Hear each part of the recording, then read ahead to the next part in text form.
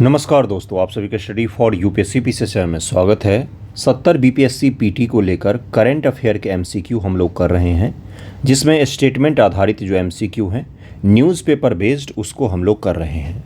रोज़ सुबह में newspaper article discussion का वीडियो अपलोड होता है और उसके एमसीक्यू भी मैंने आप लोगों के लिए शुरू किए हैं। काफ़ी सारे एमसीक्यू करेंगे, पर मंथ के हिसाब से 200 से 300 मिनिमम एमसीक्यू करेंगे। 400 ये बहुत ही ज़्यादा होता है मेरे हिसाब से। इससे ज़्यादा पर मंथ के हिसाब से आपको एमसीक्यू कहीं भी और नहीं मिलेगा।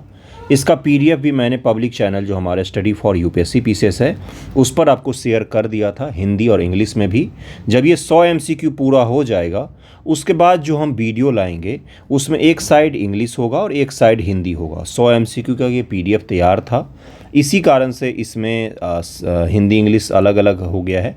अगले वीडियो से हम लोग कोशिश करेंगे जब 100 एमसीक्यू पूरा हो जाएगा, आज हो जाएगा, तो उसके बाद आपको एक ही पेज पर हिंदी और इंग्लिश मिलेगा।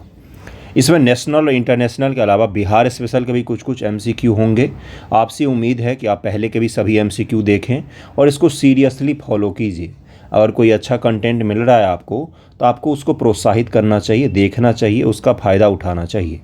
वन लाइनर करंट से केवल आपका काम नहीं चलेगा। ओके, चलिए शुरू करते हैं। पिछले वीडियो हमने 61 नंबर का क्वेश्चंस तक कर लिए थे, इसमें 61 के आगे से आज हमें करना है और सारे के सारे एमसीक्यू अच्छे ही हैं। सवाल का स्तर जो है वो काफ़ी अच्छा है।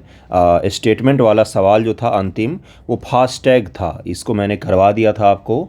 और हिंदी इंग्लिश में कोई ख़ास दिक्कत नहीं होगा आपको 100 क्वेश्चन तक। उसके बाद तो आपको एक ही पर दोनों ही लिखा हुआ मिलेगा ही, उस वहाँ तक आपको दिक्कत नहीं होगा। ओके, देखिए क्या है लिखा हुआ। अगला सवाल, गगन भारत में उपग्रह आधारित नेविगेशन सेवाओं के लिए एक पहल है। गगन जो है, गगन के बारे में पूछा गया है आपसे। क्या पूछा गया? गलत स्टेटमेंट पूछा गया है। सही गलत मैंने मिक्स किया हुआ है। एग्ज़ाम में भी इसी प्रकार से होगा। एग्ज़ाम में आपको ये छोटे छोटे चीज़ों के कारण आपके मार्क्स कम हो जाते, तो ध्यान में रखिएगा। एक ही चीज़ बार बार इसलिए बोलता हूँ ताकि आपको समझ में आए, सीरियसली लें। एग्ज़ाम में इतना प्रेशर होगा, आप गलती करेंगे। ये देखिए अगला स्टेटमेंट क्या है।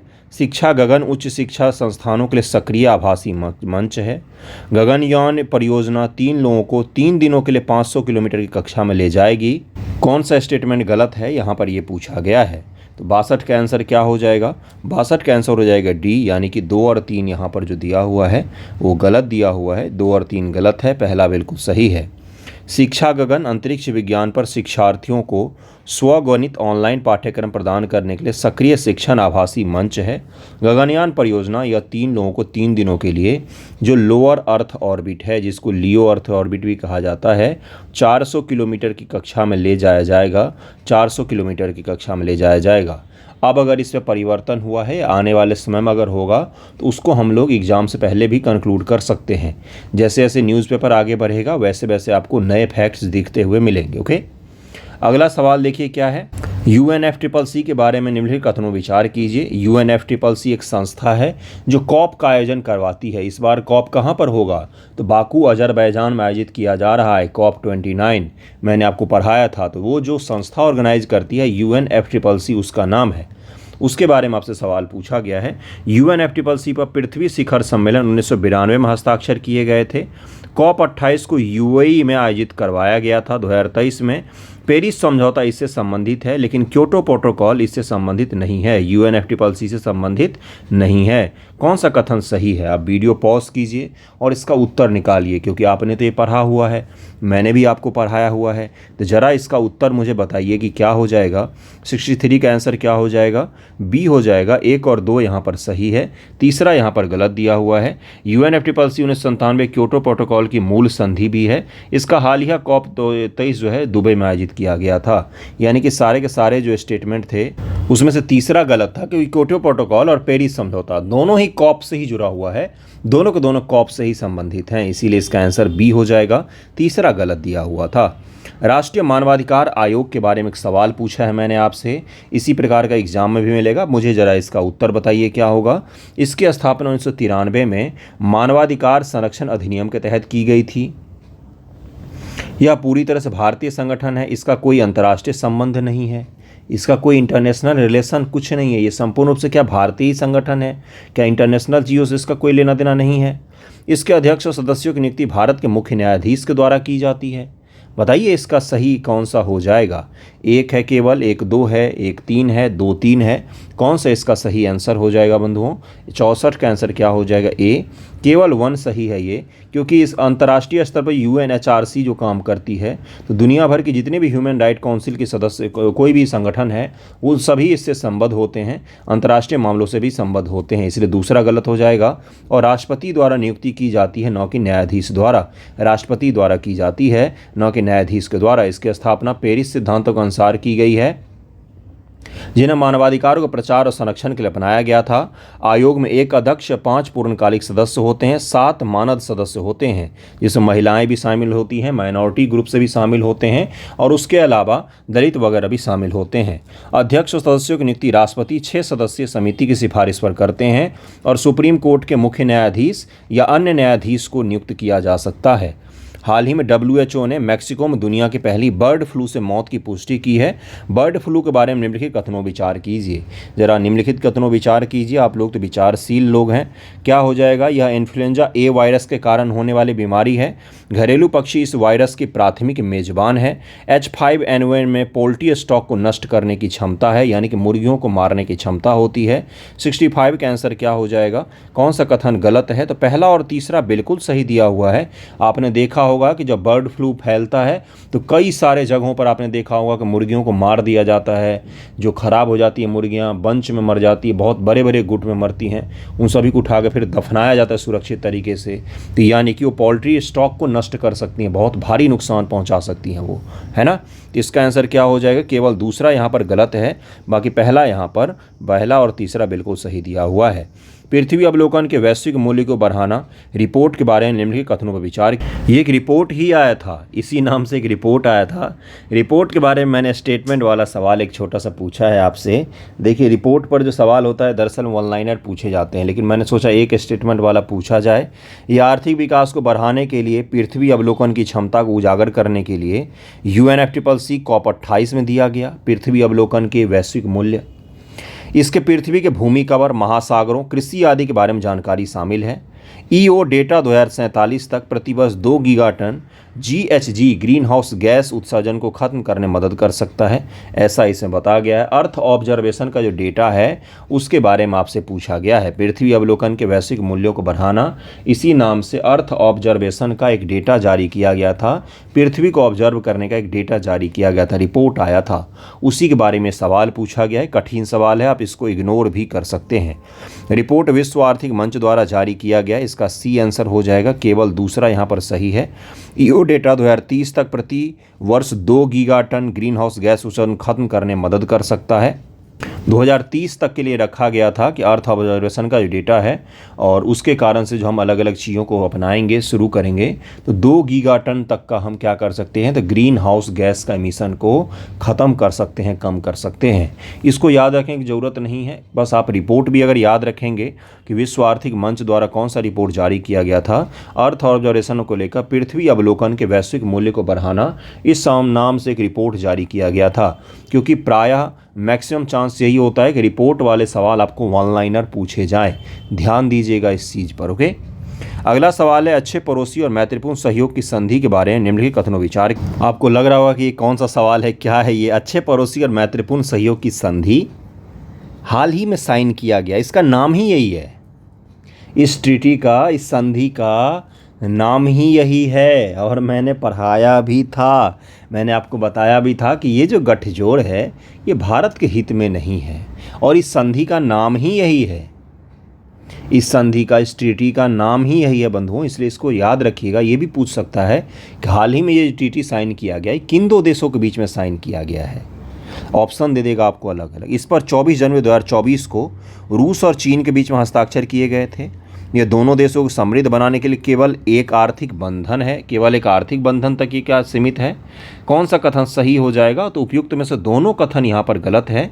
2001 में रूस और चीन ने अच्छे पड़ोसी और महत्वपूर्ण सहयोग की संधि पर हस्ताक्षर किए थे, उसका फिर से इन्होंने पुनर्जीवित किया है उस संधि को, ठीक है। इसीलिए चर्चा में आया था कि भाई फिर से उन्होंने इस संधि को पुनर्जीवित किया है, साइन किया था 2001 में, फिर से उसको साइन किया, उसको विस्तारित किया गया है, क्योंकि रूस की जो इकॉनमी है उसको सैंक्शन करने की कोशिश की अमेरिका और वेस्टर्न कंट्री यूक्रेन पर अटैक के बाद।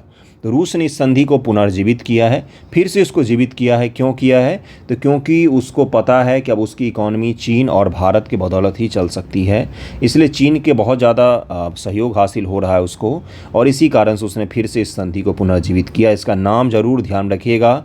ओरिजिनल कब साइन किया गया था? 2001 में, जिसमें विस्तारित आर्थिक और व्यापार संबंधों का मार्ग प्रशस्त किया, जिसने चीन को रक्षा उपकरणों, ऊर्जा की रूसी बिक्री, ताइवान पर चीन की स्थिति के लिए समर्थन वगैरह भी शामिल है। यानी कि पहले तो ये केवल इकोनॉमी तक था, अब स्ट्रैटेजिक इंटरेस्ट भी इसमें जोड़ दिया इन्होंने। दरअसल में नाटो के खिलाफ इनकी एकजुटता है। ये किसके खिलाफ? नाटो के खिलाफ। ये स्टेटमेंट ध्यान में रखिएगा। रेडफिश क्या है? हाल ही में चर्चा में रहा, रूस से संबंधित एक मीडिया कंपनी है। इसका आंसर सी हो जाएगा। प्रोजेक्ट एस्ट्रा के बारे में अब आपको बताना है। प्रोजेक्ट एस्ट्रा क्या है? तो गूगल द्वारा विकसित एक नया मल्टीमीडिया एआई एजेंट है एस्ट्रा, जिसके बारे में मैंने आपको बताया था कि बहुत ही ज़्यादा तेज़ एआई है, हद से ज़्यादा तेज़ एआई है। कैमरा का भी इस्तेमाल ये एआई कर सकता है और कैमरा के द्वारा चीज़ों को अच्छे खासे तरीके से पहचान सकता है, उनके बारे में जानकारी दे सकता है। आप जो जो पूछोगे वो सब कुछ कर सकता है। ये बहुत एडवांस है। ये क्या है? तो एआई एजेंट है ये। हाल ही में कांवर झील पक्षियों के आश्रय के कारण से चर्चा में है। कांवर झील के बारे में, यह एशिया के सबसे बड़ी मीठे पानी की ऑक्सबो झील है, गोखुर लेक है। गोखुर लेक मैंने आपको समझाया था, नदी कोई ऐसे बह रही है, नदी फिर क्या करती है? अपने ही मार्ग में बाधा डाल देती है, यहाँ से ना बह के ऐसे बढ़ने लग जाती है। तो ये जो पूरा एरिया है ये ऑक्सबो लेक की तरह में दिखता है, गाय के खुर के जैसे लेक के रूप में दिखता है, तो इसको गोखुर लेक कह दिया जाता है। तो इसके कारण से ये चर्चा में है। क्या है? एशिया की सबसे बड़ी क्या है? तो ऑक्सबो झील है ये। इसके निकटवर्ती नदी कोसी है। क्या कोसी नदी है इसके निकट में, कंवर झील के बगल में? यह विभिन्न प्रकार के पक्षी प्रजातियों के लिए, लेकिन गिद्ध नहीं है। यहाँ पर कई सारे पक्षी प्रजातियाँ हैं, लेकिन गिद्ध का निवास नहीं है यहाँ पर। 70 का आंसर क्या हो जाएगा? 70 का आंसर हो जाएगा ए, केवल 1 सही है यहाँ पर। दूसरा तीसरा गलत है। जो गंगा की एक सहायक नदी गंडक नदी के घुमावदार बहाव के कारण से बनी है, इसीलिए दूसरा गलत हो जाएगा। इस स्थल पर 5 गंभीर रूप से लुप्तप्राय प्रजातियां निवास करती हैं, जिनमें से गिद्ध की 3 प्रजातियां निवास करती हैं, लाल सिर वाला गिद्ध, सफ़ेद दुम वाला गिद्ध और भारतीय गिद्ध। ये गिद्ध की अलग अलग प्रजातियां हैं। गिद्ध का बहुत बड़ा प्रवास है इस एरिया में, काफ़ी महत्वपूर्ण माना जाता है। गिद्ध वो जीव है जो धीरे धीरे करके विलुप्त हो गया पक्षी। क्यों? तो डाइक्लोफेन के कारण से, जो जानवरों में लगाए जाते थे सुई, उसको खाने के कारण से बेचारे की संख्या ही खत्म हो गई। तो इस कारण से इसको ध्यान में रखिएगा। ऑक्सबो जो झील है ये एशिया की सबसे बड़ी मीठे पानी की ऑक्सबो लेक है ये। हुनर से रोजगार तक योजना 2010 में शुरू किया गया था। 3 स्टेटमेंट दिए गए हैं बंधुओं। अगला 71 नंबर सवाल है, जरा इसको हल कीजिए, वीडियो को रोकिए और हल कीजिए। हुनर से रोजगार योजना 2010 में शुरू की गई थी। ये स्कूल छोड़ने वाले प्रशिक्षण प्रदान करने से संबंधित है। स्कूल छोड़ने वालों को प्रशिक्षण प्रदान किया जाता है ताकि उनको जॉब मिल सके। स्कूल ड्रॉप आउट हो गए तो क्या हुआ? उनको जॉब मिल सके। पर्यटन मंत्रालय द्वारा 24 को भारत भ्रमण वर्ष घोषित किया है। 3 अलग अलग योजनाएं हैं, दो योजनाओं को मिलाकर एक सवाल पूछा गया है, एक पर्यटन मंत्रालय वाला, और ये दोनों तो एक ही योजना से जुड़ा हुआ स्टेटमेंट है, पहला दूसरा। ज़रा मुझे बताइए क्या इसका उत्तर हो जाएगा? 71 का आंसर क्या हो जाएगा? बी, केवल दूसरा यहाँ पर सही है। हुनर योजना जो है इसको 2009 में शुरू किया गया था। 2009 में हुनर से रोजगार योजना को शुरू किया गया था। भारत की G20 अध्यक्षता और भारत @75 आज़ादी अमृत महोत्सव के संदर्भ में घरेलू यात्रा को बढ़ावा देने के लिए पर्यटन मंत्रालय द्वारा 2023 को भारत भ्रमण वर्ष घोषित किया गया था। 2023 ईस्वी को भारत भ्रमण वर्ष घोषित किया गया था भारत सरकार के द्वारा। भारत के पर्यटन क्षेत्र में के बारे में निम्नलिखित कथनों विचार कीजिए। पर्यटन क्षेत्र भारत के सकल घरेलू उत्पाद में 7% का योगदान देता है। इकोनॉमिक्स में डेटा वाले सवाल जिसमें आपको सबसे ज़्यादा सरदर्द होता है, उस पर आधारित ये सवाल है बंधुओं, ज़रा मुझे बताइएगा। यात्रा और पर्यटन विकास सूचकांक 2024 में भारत का स्थान 39 है। ये किसके द्वारा जारी किया जाता है? तो ये वर्ल्ड इकोनॉमिक फोरम के द्वारा जारी किया जाता है। यात्रा और पर्यटन 2021 में कुल रोजगार का 6.9% हिस्सा है। क्या हो जाएगा इसका आंसर? ज़रा मुझे बताइए। देखिए इसमें डेटा है, डेटा मैंने आपको करवाया था क्या ये इसको पूरी याद रखना है? तो देखिए अभी इकोनॉमिक ईयर के लिए तो यही रहेगा। जब हम इकोनॉमिक सर्वे पढ़ेंगे ना, इकोनॉमिक सर्वे भारत सरकार का, तो उसके जुड़े हुए डेटा जो आएंगे वो आपकी अपडेटेड वाले होंगे। फिलहाल के लिए आप इस सवाल को ज़रा हल कीजिए, क्योंकि ये जनरल डेटा से मैंने करवाया था, भारत सरकार का ही डेटा है ये, है ना। लेकिन इकोनॉमिक सर्वे में जो टूरिज़्म से जुड़ा हुआ डेटा होगा वो सबसे प्रामाणिक माना जाएगा। मर्जे ज़रा इसका आंसर बताइए कौन सा सही हो जाएगा। वीडियो को रोकिए, अटैम्प्ट कीजिए इसको। मेरे बोलने से अलग होता है आपका खुद का अटैम्प्ट करना, दोनों में अंतर हो जाएगा। इसका आंसर क्या हो जाएगा बंधुओं? सी हो जाएगा। तीनों के तीनों स्टेटमेंट यहाँ पर बिल्कुल सही दिया हुआ है, याद रखिएगा इसको। होता क्या है, जब मैं आपको कोई चीज़ बोलता हूँ ना तो आपको शब्द सुनाई देता है, लेकिन पढ़ते समय आप उस शब्द को स्किप कर सकते हैं। इसलिए वीडियो रोककर पॉज करके पढ़िए, फिर इसका आंसर निकालिए, फिर मैं तो बताऊँगा ही। मिशन कर्मयोगी आपको पढ़ाया था मैंने कि सिविल सेवकों के लिए शुरू किया गया था ये। उनमें दक्षता के सुधार करना है, उनके काम करने के तरीक़ों में परिवर्तन लाना है। इसे 2021 में सिविल सेवा क्षमता निर्माण के लिए शुरू किया गया था। यह कार्यक्रम आई गॉट कर्मयोगी प्लेटफॉर्म की स्थापना करके लागू किया गया था। यह केवल ऑफ साइट लर्निंग दृष्टिकोण द्वारा सिविल सेवा क्षमता में परिवर्तनकारी बदलाव लाना चाहता है। ज़रा मुझे इसका आंसर बताइए कि कौन सा कथन सही हो जाएगा, कौन सा कथन सही होगा। मैंने आपको समझाया था कर्मयोगी मिशन के बारे में। 73 का आंसर क्या हो जाएगा? सी हो जाएगा। केवल 2 सही है, यहाँ पर केवल 2 सही है। 2 सितंबर 2020 ईस्वी को शुरू किया गया है, 9 की 2021 ईस्वी को। पक्का गलत किया होगा आपने, मैं गारंटी कह सकता हूँ। ये केवल शब्द के कारण ये तीसरा स्टेटमेंट गलत है। यह कार्यक्रम एकीकृत सरकारी ऑनलाइन प्रशिक्षण आई गॉट कर्मयोगी प्लेटफॉर्म की स्थापना करके लागू किया गया था। यह मंच ऑफ साइट लर्निंग अप्रोच को बढ़ावा देते हुए ऑन साइट लर्निंग अप्रोच पर भी जोर देता है। मतलब कि ऑनलाइन के अलावा ऑफलाइन पर भी I got mission Karmayogi platform के माध्यम से भी और विदाउट प्लेटफॉर्म भी लर्निंग दोनों को बढ़ावा देने का प्रयास करता है। तो इसको ज़रूर ध्यान रखिएगा। इसमें क्या है, जो सिविल सेवक हैं, आईएएस आईपीएस अफसर हैं भारत सरकार के या राज्य सरकारों के या भारत सरकार के अलग अलग जिस भी क्षेत्र में सिविल सेवक हैं, किसी भी पद पर हैं, उनको लोगों के उन्मुख उनके काम को बनाना, उनके काम के करने के तरीक़ों में परिवर्तन को लाना, इसी का मुख्य उद्देश्य था। क्या था? तो मिशन कर्मयोगी। पीएम किसान योजना 2019 के बारे में आपको निम्नलिखित कथनों पर विचार करना है। कौन से कथन गलत हैं ध्यान दीजिएगा, यहाँ पर ये लिखा हुआ है। इसके तहत हर 3 महीने में 3 समान किस्तों में 6,000 रुपये प्रतिवर्ष हस्तांतरित किए जाते हैं। कृषि मंत्रालय के सहयोग से एनआईसी द्वारा विकसित पीएम किसान ऐप है। नेशनल इन्फॉर्मेशन सेंटर द्वारा पीएम किसान ऐप बनाया गया है। हर साल लाभार्थियों को 5% सत्यापन अनिवार्य है।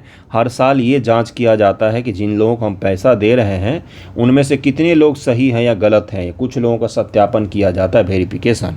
तो कौन सा कथन गलत है बंधुओं? तो 74 का आंसर क्या हो जाएगा? 74 का आंसर हो जाएगा पहला और दूसरा यहाँ पर गलत है। पीएम किसान योजना के तहत प्रत्यक्ष लाभ हस्तांतरण मोड के माध्यम देश भर किसान परिवारों को बैंक खातों में हर 4 महीने में 3 समान किस्त दिया जाता है। यहाँ पर क्या लिखा हुआ था? हर 3 महीने में 3 समान किस्त। कैसे हो जाएगा? 4-4 महीने पर उनको 3-3 हज़ार रुपया दिया जाता है, जिसके कारण 2-2 हज़ार दिया था, जिसके कारण से उनका क्या हो जाता है? 6,000 रुपये उनको वार्षिक तौर पर मिलता है। और अगला देखिए क्या है कि 6,000 रुपये। पीएम किसान मोबाइल ऐप, इसे इलेक्ट्रॉनिक और सूचना प्रौद्योगिकी मंत्रालय के सहयोग से राष्ट्रीय सूचना विज्ञान केंद्र के द्वारा विकसित और डिजाइन किया गया है। इसीलिए यहाँ पर दूसरा भी गलत हो जाएगा। कृषि मंत्रालय ने 120 नहीं किया है, बल्कि सूचना प्रौद्योगिकी मंत्रालय के द्वारा इस ऐप को बनाया गया है। ऐप को बनाया गया है, ऐप को बनाया गया है। ध्यान में रखिएगा। इसका आंसर क्या हो जाएगा? इसका आंसर हो जाएगा ए। 1 और 2 गलत है, तीसरा बिल्कुल सही दिया हुआ था। अंतर संसदीय संघ के अनुसार दुनिया भर में लोकसभा के कुल सदस्यों में 14.44 महिलाएं हैं %। भारत के सभी राज्य विधानसभाओं का राष्ट्रीय औसत 9% है। इस बार के लोकसभा इलेक्शन के पश्चात आपको याद है कि लैंगिक रूप से महिलाएं जो हैं वो पिछड़ गई हैं, उनका प्रतिनिधित्व नहीं है। इस पर बहुत ज़्यादा इशू बन गया था, मैंने आपको करवाया भी था। भारत अंतर संसदीय संघ का सदस्य देश नहीं है। कौन सा कथन गलत हो जाएगा? 75 का आंसर हो जाएगा सी। केवल 3 यहाँ पर गलत है, बाकी दोनों जो हैं बिल्कुल सही दिए हुए हैं। तीसरा क्या हो जाएगा? भारत अंतर संसदीय संघ का भी सदस्य है। ये क्या है? तो लोकतांत्रिक देशों का एक छोटा सा संगठन है, IPU। ठीक है। कोलंबो प्रक्रिया 2003 के बारे में आपसे सवाल पूछा गया है। क्या है कोलंबो प्रक्रिया? मैंने आपको बताया था कोलंबो प्रक्रिया मैंने आपको पढ़ाया है, डिटेल बताया है, चर्चा में था। इसे 12 एशियाई देश शामिल हैं। यह क्षेत्रीय परामर्श मंच के रूप में कार्य करता है। भारत इस मंच का अतिथि सदस्य है, पूर्ण सदस्य नहीं है। उस मंच पर लिए गए निर्णय सदस्य देशों पर बाध्यकारी होते हैं। 3 स्टेटमेंट हैं कोलंबो प्रक्रिया के बारे में। इसको बोला जाता है कोलंबो प्रोसेस इसका नाम है इंग्लिश में। ज़रा मुझे इसके बारे में बताइए कि कौन सा सही हो जाएगा। 76 का आंसर देखिए क्या दिया हुआ है। इसका उत्तर दिया हुआ है सी, यानी कि केवल पहला सही है, दूसरा और तीसरा यहाँ पर गलत दिया हुआ है। दूसरा तीसरा क्या गलत है? देखिए कि 2003 में कोलंबो प्रक्रिया के शुरुआत के बाद से भारत ने हाल ही में पहली बार इस प्रक्रिया में भाग लिया है, क्षेत्रीय समूह का अध्यक्ष बन गया है। भारत 24-26 का अवधि के लिए इस समूह का नेतृत्व करेगा। कोलंबो प्रक्रिया के 12 सदस्य देशों में अफगानिस्तान, बांग्लादेश, कंबोडिया, चीन, Bharat, Indonesia, Nepal, Pakistan, Philippines, Sri Lanka, Thailand, Vietnam शामिल हैं। कोलंबो प्रक्रिया के तहत निर्णय आम सहमति से लिए जाते हैं, ये बाध्यकारी नहीं होते हैं। अगला सवाल है आपका कि प्रवासन का मुद्दा दिन प्रतिदिन बढ़ रहा है। अंतर्राष्ट्रीय प्रवासन संगठन के बारे में आपको बताना है। ये एक स्वतंत्र निकाय है जो संयुक्त राष्ट्र प्रणाली से संबंधित नहीं है। इसका उद्देश्य 1951 से मानवीय और व्यवस्थित प्रवास को बढ़ावा देना है। इसके 175 सदस्य देश हैं। 77 का आंसर क्या हो जाएगा, कौन सा सही है, ये पूछा गया है।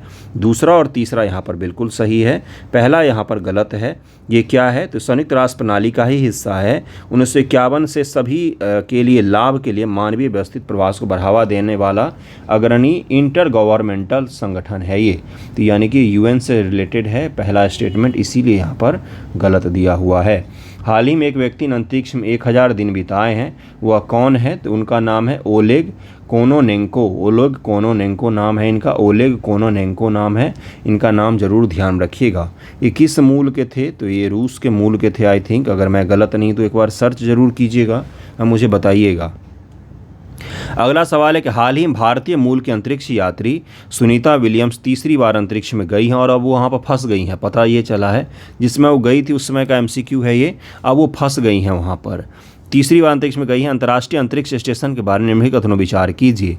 यह 5 मुख्य अंतरिक्ष एजेंसियों का सहयोग से बना हुआ है। इंटरनेशनल स्पेस स्टेशन, ये पूछा गया है आपसे। कनाडा सहभागी देश नहीं है, आईएसए को बनाने में कनाडा शामिल नहीं है। तियांगोंग अंतरिक्ष स्टेशन चीन द्वारा बनाया गया है। कौन सा कथन सही है? 79 का आंसर क्या हो जाएगा? 1 और 3 जो है बिल्कुल सही है। दूसरा गलत है क्योंकि कनाडा भी शामिल है अंतरिक्ष स्टेशन को बनाने में। जो आईएसए है इंटरनेशनल स्पेस स्टेशन, इसमें वर्तमान में कनाडा भी शामिल है। भारत मरुस्थलीकरण की वर्तमान स्थिति के बारे में निम्नलिखित कथनों पर विचार कीजिए। डेजर्टिफिकेशन जो भारत में हो रहा है उसके बारे में सवाल है। क्या है कि भारत के मुख्य रूप से प्रायद्वीपीय राज्यों में से पिछले 15 वर्षों में बंजर भूमि वृद्धि देखी गई। प्रायद्वीपीय राज्य जो नीचे के राज्य हैं उनमें बंजर भूमि की वृद्धि देखी गई। भारत का अधिकांश बंजर भूमि क्षेत्र राजस्थान, महाराष्ट्र और गुजरात में है। कौन सा कथन सही होगा? 80 का आंसर हो जाएगा। दूसरा बिल्कुल सही है, पहला गलत है। देखिए यहाँ पर क्या बोला गया है कि भारत पे पिछले 15 वर्षों लगभग सभी भारतीय राज्यों में, केवल प्रायद्वीपीयों में नहीं बल्कि सभी भारतीय राज्यों में डेजर्टिफिकेशन में वृद्धि देखी गई है। बंजर भूमि की संख्या में वृद्धि देखी गई है। देश के लगभग 22 से 23% बंजर भूमि राजस्थान में है। इसके पश्चात महाराष्ट्र और गुजरात का नाम आता है। 2021 का अनुमान के अनुसार मिजोरम भारत में सबसे तेजी गति से मरुस्थलीकरण का सामना कर रहा है। कौन सा राज्य? नॉर्थ ईस्ट का राज्य मिजोरम। आप सोच भी नहीं सकते एग्जाम में दे देगा कि कौन सा राज्य सबसे तेजी गति से डेजर्टिफिकेशन का सामना कर रहा है। मिजोरम राज्य। नागालैंड में रेगिस्तान क्षेत्रों में 29.4% की वृद्धि देखी गई है। अगला सवाल है यूएनसीसीडी के बारे में। इसकी स्थापना यूएनएफसीसीसी के साथ की गई थी। इस पृथ्वी शिखर सम्मेलन 1992 के अन्य समझौतों के तहत यूएनसीसीडी बाध्यकारी नहीं है। यूएनसीसीडी COP 14 भारत में आयोजित किया गया था। उपरोक्त में से कौन सा कथन गलत है, ये पूछा गया है। यूएनसीसीडी क्या है? तो इसको ज़रा देखिए क्या है। यूएनसीसीडी के बारे में पूछा गया है आपसे। 81 का आंसर क्या हो जाएगा? 81 का आंसर हो जाएगा ए, यानी कि 1 और 2 यहाँ पर बिल्कुल सही दिए हुए हैं। 1 और 2 यहाँ पर गलत दिए हुए हैं, मतलब तीसरा यहाँ पर सही है। मरुस्थलीकरण से निपटने के लिए संयुक्त राष्ट्र सम्मेलन यूएनसीसीडी, इसकी स्थापना 1994 में किया गया था। कॉम्बैट डेजर्टिफिकेशन, इसका फुल फॉर्म ये है United Nation convention on combat to desertification, यानी कि मरुस्थलीकरण को रोकने को लेकर यूनाइटेड नेशन का समझौता। यह पर्यावरण और विकास को अस्थायी भूमि प्रबंधन से जोड़ने वाला एकमात्र कानूनी रूप से बाध्यकारी अंतर्राष्ट्रीय समझौता है। कानूनी रूप से बाध्यकारी होता है। भारत यूएनसीसीडी का एक हस्ताक्षर करता है। भारत में UNCCD conference of parties COP 14 को भूमि को बहाल करे भविष्य को बनाए रखें इस थीम के साथ में आयोजित किया गया था। जैसे पर्यावरण को लेकर UNFCCC का COP होता है जो अभी बाकू में होने वाला है, उसी प्रकार से डेजर्टिफिकेशन को रोकने के लिए भी COP होता है। तो वही COP की बात हम लोग कर रहे हैं। AFR 100 क्या है? तो इसका आंसर हो जाएगा ये अफ्रीकी परिदृश्य बहाली पहल है। अफ्रीकी वन परिदृश्य बहाली पहल AFR 100 है। अफ्रीकी वन परिदृश्य होगा, यहाँ पर वन शब्द छूटा हुआ है। 2030 तक अफ्रीका में 100 मिलियन हेक्टेयर क्षरित परिदृश्यों को बहाल करना है। जो क्षरित क्षेत्र हैं वहाँ पर, जो डेजर्टिक के क्षेत्र हैं वहाँ पर, जहाँ पर वन अभी नहीं है वहाँ पर वनों को बहाल करना है। AFR 100 पहल क्या है? तो अफ्रीका में फॉरेस्टेशन को बढ़ावा देने से संबंधित एक पहल है, इसको ज़रूर ध्यान में रखिएगा। चांग E6 के बारे में आपको बताना है। चांग E6 यह चंद्रमा के दूर के हिस्सों से नमूना एकत्र करने के लिए एक चंद्र मिशन है। यह चंद्रमा के दूर के हिस्सों के लिए चीन का पहला मिशन है। चंद्रमा के सौदर्न और दूरस्थ जो भाग है उसके लिए कोई अन्य देश चंद्रमा के उस आधे हिस्से पर नहीं उतरा है अब तक। कथन को चुनिए, सही कथन को चुनिए। 83 का आंसर क्या हो जाएगा? बी हो जाएगा। 1 और 3 यहाँ पर सही है, दूसरा यहाँ पर गलत है। चांग 4 जो था अंतरिक्ष यान लैंडिंग के बाद यह चीन का दूसरा दूर क्षेत्र का मिशन है। सुदूर जो सौदर्न एरिया है चांद का, अंधेरा वाला जो हिस्सा है वहाँ के लिए चीन का दूसरा मिशन है, ये पहला मिशन नहीं है। चांद 6 के द्वारा ही वो नमूना इकट्ठा करके लाया है पृथ्वी पर। हमारा चंद्रयान 4 होगा उसमें नमूना इकट्ठा किया जाएगा। भारत में मैंग्रोव कवर के बारे में सवाल है कि भारत में दक्षिण एशिया कुल मैंग्रोव कवर का लगभग 3% हिस्सा है। भारत में मैंग्रोव कवर का दूसरा सबसे बड़ा हिस्सा गुजरात में है। मैंग्रोव कवर में अधिकतम वृद्धि पश्चिम बंगाल में हुई है। 84 का आंसर ए हो जाएगा। केवल 1 और 2 यहाँ पर सही है, 1 और 2 सही है, तीसरा यहाँ पर गलत है, तीसरा यहाँ पर गलत है। दुनिया के मैंग्रोव क्षेत्र का 40% दक्षिण पूर्व एशिया, दक्षिण एशिया में पाया जाता है। भारत में दक्षिण एशिया कुल मैंग्रोव कवर का लगभग 3% हिस्सा है। अंडमान निकोबार द्वीप समूह, गुजरात मैंग्रोव कवर में अधिकतम 37 वर्ग किलोमीटर की वृद्धि देखी गई है, ये भी बोला गया है। भारत मैंग्रोव कवर का सबसे बड़ा हिस्सा पश्चिम बंगाल में है, उसके बाद गुजरात में और फिर अंडमान निकोबार का भाग आता है। वेस्ट बंगाल, फिर गुजरात का आ गया बंधुओं, फिर अंडमान निकोबार। मैंने ये क्रम भी करवाया था आपको। और गुजरात में अधिकतम वृद्धि देखी गई है, ग्रोथ रेट सबसे ज़्यादा गुजरात में है मैंग्रोव का। मिस्टी पहल से क्या समझते हैं? मैंने करवाया भी था। मिस्टी पहल को बजट में शुरू कितने सारे MCQ मैंने आपके करवाए हैं विदाउट सिंगल सेकेंड बर्बाद किए हुए। मिस्टी पहल क्या है? इतनी देर तो मास्टर लोग मोटिवेशन दे देते हैं। क्या है मिस्टी पहल? मिस्टी पहल तो होना चाहिए था याद यार, ये गलत किया है तो बहुत गलत बात है आपका, बहुत ही गलत बात है। मिस्टी पहल जिन्होंने भी गलत किया है भाई साहब खतरे की घंटी है, संभल जाओ। अगर बहन जी हो तो बहन जी संभल जाओ। मिस्टी पहल किससे संबंधित है? तो मैंग्रोव कवर को बढ़ावा देने, संरक्षित करने से संबंधित है मिस्टी पहल। बजट में इसका ऐलान किया गया था पिछले साल। तटरेखा, आवास और मूर्त आय के लिए मैंग्रोव का पहल है, इसी को मिस्टी नाम दिया गया है। क्षरित भूमि पर तटरेखा के साथ साथ मैंग्रोव कवर को बढ़ावा देना, सतत विकास का समर्थन करने के लिए है ये मिस्टी पहल। 10 बार करवाया है न्यूज़पेपर में, आए दिन चर्चा में रहता है। ये अगर गलत किया है तो समझ जाइए, और मैं क्या ही बोलूँ। राजकोषीय घाटा सरकार के लिए एक सतत चुनौती है। राजकोषीय उत्तरदायित्व और बजट प्रबंधन FRBM ढांचे के बारे में आप कथन पर विचार कीजिए। FRBM ढांचा तो पढ़ाया था मैंने, है ना, और राज्य का FRBM भी मैंने पढ़ाया हुआ है। बिहार बजट जब पढ़ाया है तो बिहार बजट में क्या है देखिए, पहला स्टेटमेंट, सरकार के ऋण में कमी के लिए FRBM अधिनियम 2003 के तहत काम करता है। ये इसमें 2026 तक सरकार के लिए 60% का ऋण GDP अनुपात शामिल है। सही विकल्प को चुनिए, कौन सा आंसर हो जाएगा? पहला सही है, यहाँ पर दूसरा गलत हो जाएगा। 24-25 तक सामान्य सरकारी ऋण GDP अनुपात को 60% तक सीमित करना है। यानी कि वर्तमान का जो हमारा बजटीय वर्ष है इसी में इस लक्ष्य को पूरा करना है कि सरकार का ऋण GDP अनुपात को 60% पर हमें लेकर आ जाना है कि हमें GDP में ऋण का अनुपात 60% ज़्यादा नहीं होना चाहिए। तो ये इसको ज़रूर ध्यान रखिएगा। FRBM एक्ट क्यों बनाया गया था? तो राजकोषीय वित्तीय जो प्रबंधन होता है उसके लिए बनाया गया था। बजटीय मैनेजमेंट आता है शब्द में, बजटीय management. Fiscal responsibility and budget management. UPSC ने सवाल पूछा कि बजट के भाषण इतने लंबे चौड़े क्यों होते हैं? एफआरबीएम एक्ट 2003 के कारण से लंबे चौड़े होते हैं। सर्वोच्च न्यायालय का अपीलीय क्षेत्राधिकार के बारे में कथनों विचार कीजिए, विचार कर लीजिए आप। सर्वोच्च न्यायालय का अपीलीय क्षेत्राधिकार को 132, 33, 34, 36 में स्पष्ट किया गया है आर्टिकल। दीवानी मामलों में निर्णय के लिए अपील के लिए उच्च न्यायालय की पूर्ण अनुमति की आवश्यकता नहीं है। कौन सा कथन सही है? न्यायालय के क्षेत्राधिकार मैंने पढ़ाया था, लिखवाया भी है। कितनी बार पढ़ाया, कितनी बार लिखवाया। आज भी सवाल दिया न्यायालय से 71 वाले बच्चों वाले ग्रुप में जो नए स्टूडेंट्स हैं उनके लिए। 87 का आंसर क्या हो जाएगा? इसका उत्तर हो जाएगा पहला सही है, दूसरा गलत है बिल्कुल। संवैधानिक मामलों में 132 से अपील की जा सकती है और इसीलिए दूसरा यहाँ पर गलत था।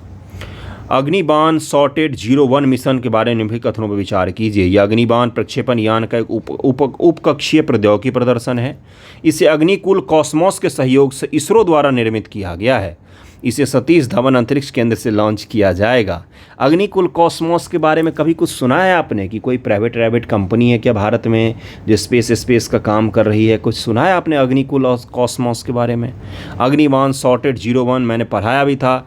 इसका आंसर हो जाएगा डी, केवल 1 सही है। देखिए क्या है, Agnibaan sorted suborbital technological demonstrator मैंने पढ़ाया था, मैंने पढ़ाया है। अग्निबाण प्रक्षेपण यान का एक सब ऑर्बिटल तकनीकी डेमोस्ट्रेटर है। डेमोस्ट्रेट का मतलब प्रदर्शन किया भी इसने कि मैं कर सकता हूँ। जिसे भारतीय अंतरिक्ष स्टार्टअप, भारत का स्टार्टअप है, ये कंपनी है, भारत सरकार का नहीं है, युवा लोगों ने स्टार्टअप शुरू किया है। अग्निकुल कॉस्मोस द्वारा निर्मित किया गया है। इसे इसरो सुविधा एसडीएससी के करीब स्थित ALP-01 से लॉन्च किया गया था। इसरो के सहयोग से स्टार्टअप काम कर, इसरो ने इसमें कोई खास योगदान नहीं दिया है, बल्कि इसरो का जो लॉन्च पैड है ना, वहाँ से इसको सफलतापूर्वक इन्होंने डेमोस्ट्रेट किया है। अग्निकुल कॉस्मोस क्या है? तो भारत का एक स्पेस स्टार्टअप है, भारत देश में खोला गया है, इसको प्राइवेट है ये। किस भारतीय व्यक्तित्व को संयुक्त राष्ट्र सैन्य लिंग अधिवक्ता ऑफ द ईयर पुरस्कार मिला है? Major Radhika Sen, major Radhika Sen, major Radhika Sen मैंने करवाया था गुरु, ये भी आप भूल गए। बताइए, 90 नंबर सवाल पर आ गए हम लोग। इसीलिए तो हम लोग MCQ कर रहे हैं। ये आपकी गलती नहीं है कि आप भूल गए हैं न्यूज़पेपर डिस्कशन को, कतई आपकी गलती नहीं है। इंसान है आप भी, कैसे याद रखेंगे? इसीलिए MCQ आवश्यक है ताकि आप उसको रिवाइज कर लें। नहीं तो जितने आपने न्यूज़पेपर डिस्कशन देखे ना, कोई काम का नहीं रहेगा अगर आपने उसको रिवाइज नहीं किया तो। रिवाइज कैसे करेंगे? पहले तो जो न्यूज़पेपर डिस्कशन का PDF है वो, बाकी MCQ का PDF तो मैं आपको देता ही हूँ। मैगजीन भी आपके लिए मैं ला रहा हूँ। बिल्कुल सही सुन रहे हैं आप, 3-3 महीने का मैगजीन मिलेगा। जनवरी, फरवरी, मार्च, अप्रैल, मई और जून। जनवरी, फरवरी, मार्च का तो फाइनलाइज हो ही गया है, बस उसका डेकोरेशन चल रहा है, उसके बाद मैं आपको दे दूंगा। अमृत मिशन के बारे में भी कथनों विचार कीजिए। हाल ही में PM ने अमृत मिशन के तीसरे चरण का शुभारंभ किया। इसे जून 2015 में जलापूर्ति सुनिश्चित करने के लिए लॉन्च किया गया था। इसका फोकस क्षेत्र जलापूर्ति, सीवरेज कनेक्शन जो आत्मनिर्भर भारत से जुड़ा हुआ नहीं है। इसका उपयुक्त में से कौन सा कथन सही हो जाएगा? 90 का आंसर हो जाएगा C, यानी कि यहाँ पर दूसरा गलत दिया हुआ है, बाकी पहला और तीसरा सही है।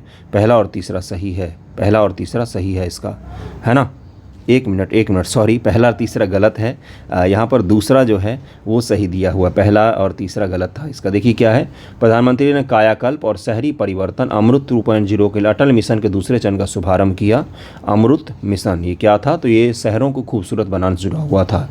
आवास और शहरी मामलों का मंत्रालय योजना के लिए नोडल मंत्रालय है।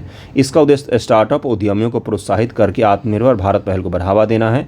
इससे 500 अमृत शहरों में सीवरेज और सेप्टेज का 100% कवरेज मिला। अगला सवाल है 91 नंबर कि भारत के श्रम बाजार के बारे में कथनों विचार कीजिए। भारत के श्रम बाजार की पहचान एक बड़े अनौपचारिक क्षेत्र से है, जिसमें लगभग 400 मिलियन कर्मचारी औपचारिक रोजगार संरचना के बाहर कार्यरत हैं। भारत बड़े क्षेत्र के बावजूद अनौपचारिक कार्यबल सकल घरेलू उत्पाद में लगभग 40% का योगदान देता है। अनौपचारिक श्रम बाजार देश के लगभग 85% कार्यबल को शामिल करता है। कौन सा कथन सही हो जाएगा? तो पहला और तीसरा सही है, दूसरा यहाँ पर गलत है। अनौपचारिक कार्यबल का देश के सकल घरेलू उत्पाद में आधे से अधिक का योगदान है। भारत का अनौपचारिक श्रम बाजार देश के लगभग 85% कार्यबल को शामिल करता है, इसलिए दूसरा स्टेटमेंट यहाँ पर गलत है। अनौपचारिक यानी कि इनफॉर्मल सेक्टर की बात कर रहे हैं गुरु। देश से 15 से 20% लोग ही हैं जो इनफॉर्मल सेक्टर में जिनको अच्छी रोज़गार मिलती है, अस्थायी रोज़गार मिलती है। मैक्सिमम लोगों को इनफॉर्मल सेक्टर में ही काम करना पड़ता है। देखिए यहाँ पर क्या है, पंजीकृत अनौपचारिक श्रमिकों में से 94% की मासिक आय 10,000 रुपये या उससे भी कम है, जबकि 4.6% की मासिक आय 10,001 रुपये से 15,000 के बीच में है। तो देश की बहुत बड़ी जनसंख्या जो है वो इसी तरह से जीवन व्यतीत करती है। अंतर्राष्ट्रीय श्रम संगठन के बारे में एक सवाल पूछा है, ज़रा इसको बताइएगा। यह 1919 में स्थापित एक स्वतंत्र एजेंसी है। संयुक्त राष्ट्र की पहली और सबसे पुरानी विशेष एजेंसियों में से एक है। 1969 में इसे राष्ट्रों के बीच भाईचारा और शांति में सुधार के लिए नोबेल शांति पुरस्कार मिला था। कौन सा कथन सही हो जाएगा? तो सारे कथन सही हैं, इसको याद रखिएगा। यूएन की सबसे शानदार एजेंसी में से एक है ILO, इंटरनेशनल लेबर ऑर्गेनाइजेशन। हाल ही में वर्ष 2022-23 के दौरान सकल घरेलू उत्पाद GDP अनुपात की तुलना में घरेलू शुद्ध बचत में गिरावट के मुद्दे पर बहस शुरू हो गई है। तो कौन सा कथन गलत है, ये आपसे पूछा गया है। इसी तरह से आपसे एग्जाम में भी पूछा जाता है। सेम लैंग्वेज, सेम फॉर्मेट को हमने अपनाया है क्वेश्चन बनाते समय। यकीन मानिए भारी डिस्कशन के बाद बना है इस तरह के क्वेश्चंस। अकेले नहीं बनाता हूँ मैं, अकेले ही एक ही आदमी सब कुछ नहीं कर सकता है, इसलिए भारी डिस्कशन करके इस तरह के फैक्ट्स निकाले जाते हैं कि कौन सा एग्जाम में पूछा जा सकता है। यह GDP अनुपात की तुलना में अधिक उधार लेने और घरेलू बचत की संरचना में बदलाव के कारण से है। इसकी जानकारी आर्थिक मामलों के विभाग के आर्थिक प्रभाग के प्रमुख मुख्य आर्थिक सलाहकार द्वारा दी गई है। तो 93 का आंसर क्या हो जाएगा? उपयुक्त में से कोई सा भी गलत नहीं, बिल्कुल सही है। बस आपको जानकारी के लिए सवाल दिया गया था ताकि आप इसको याद रखें। जो हम नया इकोनॉमिक सर्वे पढ़ेंगे ना, नया इकोनॉमिक सर्वे जो हम पढ़ेंगे उसमें आपको इससे भी जुड़ा हुआ और भी फैक्ट मैं आपको करवाऊँगा। अगला सवाल, इनमें कथनों विचार कीजिए। ब्याज भुगतान भार किसी दी गई ब्याज दर पर ब्याज दर और ऋण से आय DTI अनुपात का गुणनफल होता है। ऋण से आय का अनुपात, ऋण आपको कितना ऊपर है आपके ऊपर, और आय क्या है, ऋण और आय का अनुपात उधारकर्ता की कुल वार्षिक ऋण की तुलना में उसकी कुल वार्षिक आय से करना है। कौन सा कथन सही है, ये आपसे पूछा गया है। 94 का आंसर क्या हो जाएगा? इसका आंसर हो जाएगा A, यानी कि देखिए यहाँ पर पहला वाला सही बताया गया है। क्यों बताया गया है कि जो देखिए उधारकर्ता है कुल मासिक ऋण की तुलना में उसकी कुल मासिक आय से करता है, वार्षिक नहीं करता है। आय और ऋण का अनुपात तो वही ही होता है, लेकिन आय सालाना नहीं बल्कि मासिक होना चाहिए, वार्षिक आय नहीं, वार्षिक ऋण नहीं बल्कि मासिक आय और मासिक ऋण से होता है। उच्च ऋण से आय अनुपात यह दर्शाता है किसी व्यक्ति को अपने ऋणों पर चूक का जोखिम हो सकता है। मान लीजिए आपकी आय है 10,000 रुपये और आपने पर मंथ 10,000 का ऋण लेना शुरू कर दिया, तो आपकी तो आय ही है 10,000 और 10,000 आप ऋण भी ले रहे हो, तो कहाँ से आप चुकाओगे उसको? आप अगर उस सारा पैसा ऋण चुकाने में दे दो तो फिर खाओगे क्या, है ना? तो ये क्या दर्शाता है कि अगर आपने ऋण दिया इस व्यक्ति को तो आपका पैसा डूब सकता है। फिशर डायनामिक्स क्या है? इसका आंसर हो जाएगा यह ऋण आय अनुपात वृद्धि को बताता है। ऋण आय अनुपात का मतलब क्या है कि अगर आपने ऋण दिया इस व्यक्ति को तो आपका ऋण फंस सकता है, आपका पैसा वापस नहीं आएगा। इसी को फिशर डायनामिक्स कहा जाता है। निम्नलिखित कथनों विचार कीजिए। मुल्ला पेरियार बांध केरल के पेरियार नदी पर है। मुल्ला पेरियार बांध का स्वामित्व, संचालन, रखरखाव तमिलनाडु द्वारा किया जाता है। पेरियार नदी केरल की सबसे लंबी नदी है। तो इसका आंसर क्या हो जाएगा? इसका आंसर D हो जाएगा। तीनों के तीनों कथन यहाँ पर सही दिए हुए हैं। 126 वर्ष पुराना नदी है ये, बांध है ये। अगला सवाल है डिजिटल प्रतिस्पर्धा विधेयक के बारे में बताना है। वैसे तो विधेयक कभी सवाल नहीं पूछता है, लेकिन मैंने करवा दिया है, बस इसको याद मत रखिएगा। इसमें सभी डिजिटल उद्यमों को प्रणालीगत रूप से महत्वपूर्ण डिजिटल उद्यमों के रूप में नामित करने का प्रस्ताव दिया है। यह कानून दुनिया भर में एक क्षेत्र में पहला है। उपयुक्त में से कौन सा कथन गलत हो जाएगा? तो इसका आंसर हो जाएगा C, दोनों ही गलत है। केंद्र सरकार ने यूरोपीय संघ के डिजिटल बाजार अधिनियम के समान भारत में पारदर्शी और प्रतिस्पर्धी डिजिटल उद्यमिता वातावरण के मसौदा के लिए DCB प्रस्तावित किया है। DCB जो है कुछ डिजिटल उद्यमों को प्रणालीगत रूप से महत्वपूर्ण डिजिटल उद्यम के रूप में नामित करने का प्रस्ताव करता है कि कुछ चीज़ें हमारे देश में डिजिटल इंफ्रास्ट्रक्चर के लिए बहुत ही ज़्यादा इंपॉर्टेंट है, उसका नामित भी करता है। ये किसी कंपनी को SSDE के रूप में नामित करने के लिए मात्रात्मक पैरामीटर ये है, किसी कंपनी को SSDE के रूप में नामित तभी किया जा सकता है जब वो ये सब मानदंड का पालन करते हों। अगला सवाल है हाल ही में प्रवाह खबरों में रहा, इसके बारे में आपको बताना है। यह लड़कियों की सुरक्षा संबंधित एक मोबाइल एप्लीकेशन है। इसे भारतीय स्टेट बैंक ने समावेशी भुगतान के लॉन्च किया है। व्यक्ति और संस्थाएं RBI से प्राधिकरण, लाइसेंस और अनुमोदन प्राप्त कर सकते हैं। प्रवाह क्या है? तो इसका आंसर क्या हो जाएगा? कौन सा कथन सही है? तो 98 का आंसर हो जाएगा D, यानी कि यहाँ पर तो केवल तीसरा स्टेटमेंट सही है, पहला और दूसरा जो है ये गलत दिया हुआ था। क्या है? प्रवाह आरबीआई गवर्नर शक्तिकांत दास द्वारा लॉन्च किया गया एक पोर्टल है, जिस पोर्टल का उद्देश्य क्या था, तो यहाँ पर लिखा कि लाइसेंस और अनुमोदन प्रदान करने के लिए इसको मुख्य रूप से बनाया गया है। प्रवाह आरबीआई का पहल है। 99 नंबर सवाल पर हम लोग आ गए। मौसम की स्थिति के बारे में भी कथन विचार कीजिए। भूमध्य रेखीय प्रशांत महासागर में लगातार तीसरे वर्ष लानीना की स्थिति बनी हुई है, जो एक असामान्य समुद्री घटना है। लानीना का वर्तमान चरण सितंबर 2020 से प्रचलित है, जो सितंबर 2020 से प्रचलित था और अब जाके लानीना अंत हुआ है। एल नीनो स्थिति से निपटने के लिए पश्चिमी जेट स्ट्रीम महत्वपूर्ण है। उपयुक्त कथनों में से कौन सा सही होगा? 99 का आंसर हो जाएगा बी। 1 और 2 जो है यहाँ पर सही दिया हुआ है, तीसरा यहाँ पर गलत दिया हुआ है। और आज के एमसीक्यू का आखिरी सवाल है, जलवायु परिवर्तन घटना के बारे में बताना है आपको। US national bureau of economics research study के अनुसार यदि 1950 के बाद से वैश्विक तापमान में वृद्धि नहीं होती तो वैश्विक जीडीपी आज 37% अधिक होती। नेचर द्वारा किए गए अध्ययन के अनुसार जलवायु प्रभाव के कारण अगले 26 वर्षों में वैश्विक औसत आय आधी हो सकती है।